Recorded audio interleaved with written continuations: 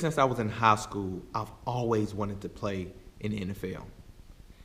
And I remember going to my mom telling her, you won't ever have to worry about paying for me to go to college because I'm going to get a scholarship. I'm going to get a scholarship to a D1 school. And at that time, as a high school kid, I didn't understand what that meant. I just knew that when I looked at our situation, I was not going to have a way for her to put me through school. So my commitment to her at that time was for me to be able to get to school on my own. So I depended on the abilities that God had given me. So I did everything from football, basketball, ran track. Baseball was my first sport. My father loved the game. But I uniquely fell in love with football because that NFL, being able to see that fame, being able to one day get to that point where everybody is celebrating, everybody's looking at me, and I'm that example, that person. I wanted to be the Jerry Rice. I wanted to be that guy that made everybody look at me and be like, wow, I want to be like that guy. So past high school, I wasn't able to get to that D1 school. Now, that was hard for me. When you put everything that you love and you grind and you sacrifice and you do the things that you need to do so that you can be able to get to that level to take care of not only yourself but your mom, but you knew you had to be able to make it to a D1 school, because my college or D1 school is because I knew all the pro scouts would be there and they'll be looking at you, and that's a great opportunity to play other big schools. So I made that my goal. Out of high school, I had to go to a junior college. I did not want to go to junior college, especially I had the grades. I had everything going for me. So why I got to go to a junior college? I did everything right. Well, God had something planned for me. See, what I did my first year in junior college, barely got by. I relied on what I knew. But that second year, I met a guy. I met a guy who wanted to be in the shoes that I wanted to be in. He went to the NFL. He was the greatest at his college. But it was not that attracted me to this individual, to this male. This was a guy who was a God-fearing man who wanted me to learn how to work hard, but also respect women, learn how to put God first. And this was an African-American male. Now, this was rare for me to see. I grew up in the urban area, so you just see people who are slinging rocks or just doing all kind of things on the corner that I knew I didn't want to be. That's why I was chasing this NFL dream.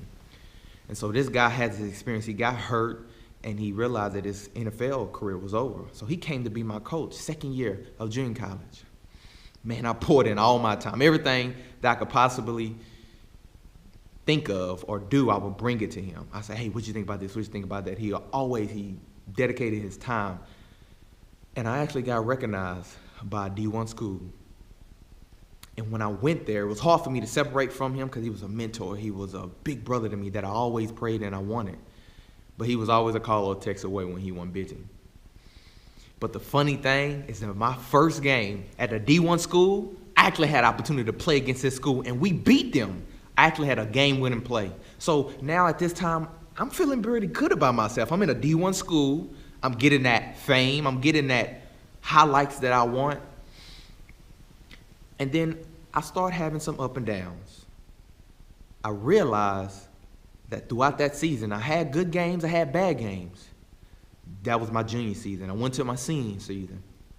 And at this time, I realized God was really doing something with me. He said, I don't want you to be able to depend on the NFL.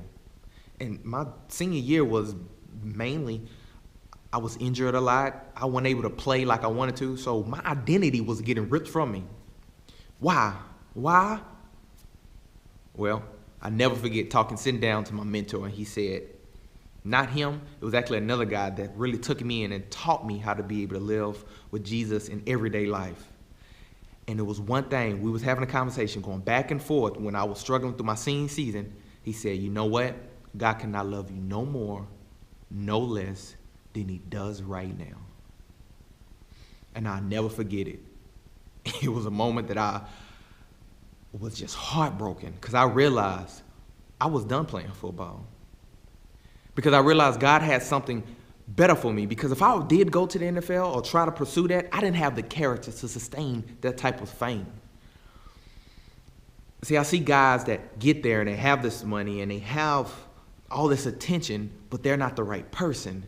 They got the skills and the ability, But to be all around all the things with the temptations, whether it's women, whether it's money, it's just drugs or whatever it may be, my heart wasn't ready for that, and God knew that. And I didn't want to accept it, but I did. But I told myself, okay, I had a business degree. I wanted to go in business. I wanted to go be not a professional ball player no more. I want to be a professional husband. At the time, I was about to get ready to marry my wife. I've been married for 5 years. And I wanted to be a professional businessman. I wanted to be an example. I wanted to be the positive example that I don't see. And I only seen that once at that time. Had a loving father who definitely taught me how to work hard. And it was just to see another male, another man who was been to the NFL, but he was finished with that. But that was a decision he made. And he said, whatever decision you make, that's going to be your decision. So now, this is my why. Be able to help, inspire, and let a lot of these individuals, not just college athletes, but young adults. I mean, I'm in a sales profession now, have a lot of good success in sales. And one thing that I see is people just living for the moment. They don't really have a why. They just go day by day. And I've done it before. And I'm glad to be able to meet the company that I work with now.